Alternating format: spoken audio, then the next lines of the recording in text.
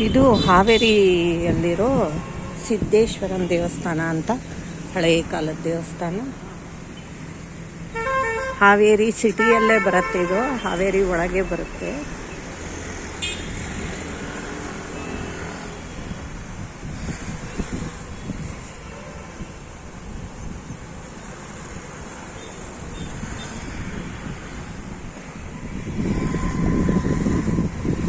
ಪ್ರಾಚೀನ ಸ್ಮಾರಕ, ಪುರಾತತ್ವೀಯ ಸ್ಥಳ ಹಾಗೂ ಅವಶೇಷಗಳ ಅಧಿನಿಯಮ 1958 ಪ್ರಕಾರ ಈ ಸ್ಮಾರಕವನ್ನು ರಾಷ್ಟ್ರೀಯ ಮಹತ್ವದ ಸ್ಮಾರಕವೆಂದು ಘೋಷಿಸಲಾಗಿದೆ. ಯಾರಾದರೂ ಇದನ್ನು ನಾಶ ಮಾಡಿದರೆ, ಸ್ಥಳಾಂತರಿಸದೆ, ಹಾನಿಯುಂಟು ಮಾಡಿದರೆ, ಬದಲಿಸಿದರೆ, ವಿಕೃತಗೊಳಿಸಿದರೆ ಅಥವಾ ದುರುಪಯೋಗಪಡಿಸಿದರೆ ಅಂಥವರನ್ನು 3 ತಿಂಗಳವರೆಗೆ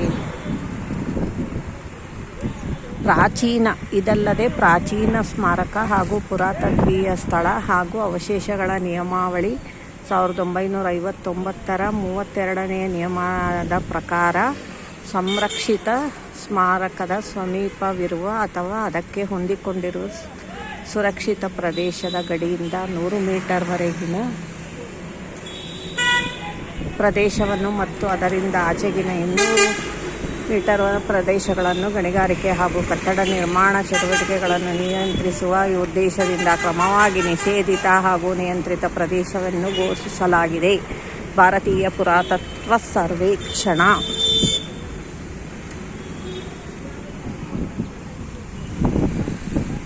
ಎಷ್ಟು ದೊಡ್ಡ ಗಾರ್ಡನ್ ಮಾಡಿದ್ದಾರೆ ನೋಡಿ ದೇವಸ್ಥಾನದ ಮುಂದೆ.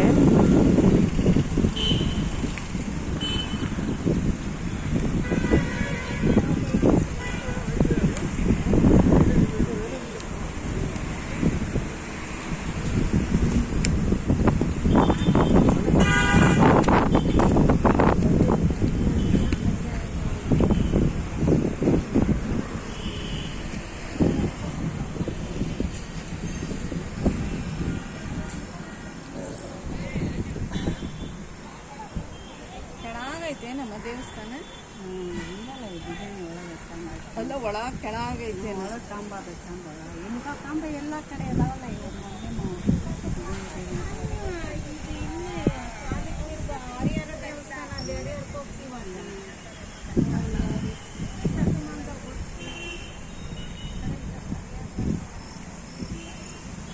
ಚಾಲುಕ್ಯರ ಕಾಲದಂತೆ ಇದು ದೇವಸ್ಥಾನ. ಅಲ್ಲಿ ಬೋರ್ಡ್ ಮುಂದೆ ಜನ ಇದ್ರು, ಹಾಗಾಗಿ ಹೋಗೋವಾಗ ಬೋರ್ಡ್ ಓದಿ ಹೇಳ್ತೀನಿ.